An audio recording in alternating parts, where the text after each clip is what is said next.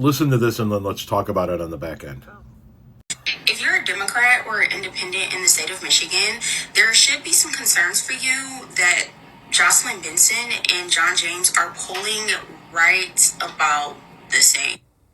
The reason that Benson and James are neck and neck in this race is because Dugan is still in the race.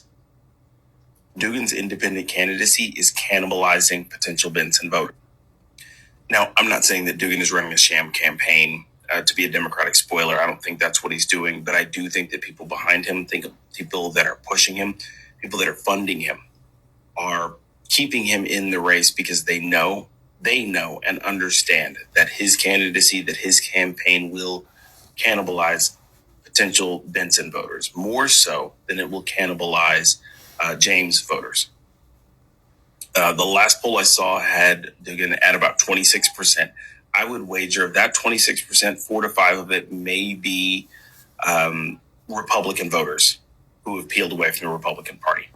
The rest, most of those people would probably say that Benson is their second choice.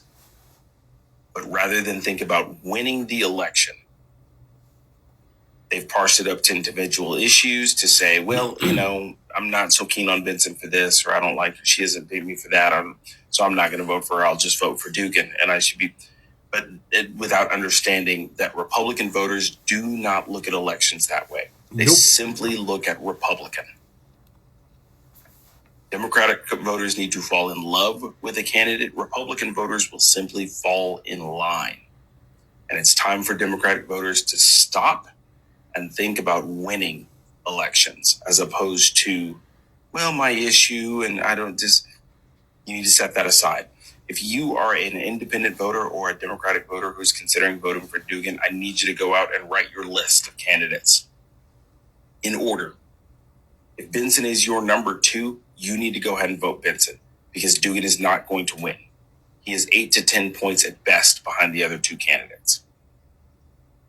He's not going to win. He's not going to pull together some grand unifying campaign like he thinks he is. He is not going to pull the Republican support that would be necessary to make that campaign work because they're simply not going to vote for him. But if you have Democrats willing to cross over, then you're just hurting the Democratic candidate. Bingo. It's time to start thinking about winning elections. Take a look at the 2024 presidential election. And remember, this was Jill Stein's whole point. She said outright in her campaign that she was not going to win. She knew she would never win. She's not out here campaigning to try and build up the Green Party right now. Her sole focus was to make sure that Kamala Harris and or Joe Biden did not win the election. That was it. So she helped fracture a large enough portion of the Democratic Party vote to splinter the election. And that's what Dugan is about to do. He is going to split the Democratic vote by pulling some Democratic voters enough to make an easier path to lower the bar for James to be elected governor. That is why they're keeping him propped up and keeping him in the race. If you are near or around Dugan, someone needs to tell him this and be open and honest with him. You're not going to win. You need to drop out. The reason that Benson and James are running neck and neck in this race is simply because Dugan is still in it.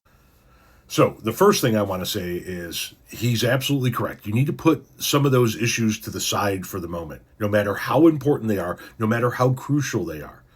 Because if the Republicans continue to win, none of your issues are going to get solved.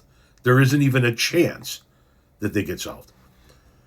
Secondly, this is a prime example why. Now, this is not a ranked choice voting situation, but this is a prime example on why I don't want ranked choice voting. Because if they had ranked choice voting, the Democratic vote would be split among 2 different candidates and the Republican would walk in even though more people in that election cast a ballot for a Democrat.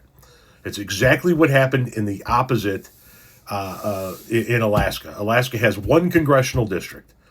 And they have ranked choice voting. 3 people ran for it, a Democrat and 2 Republicans. The Republican vote was split among the 2 Republican candidates, and the Democratic vote was consolidated among 1 Democratic candidate.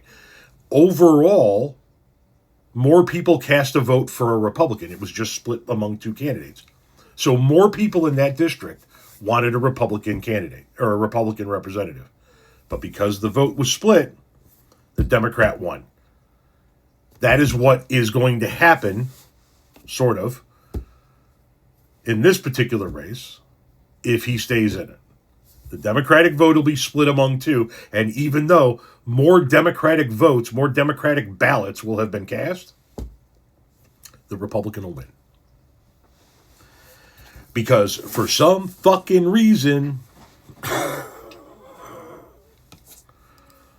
there is a segment of the left portion of the American populace that doesn't care about winning elections. They care about standing on moral high ground and then watching a fascist take over.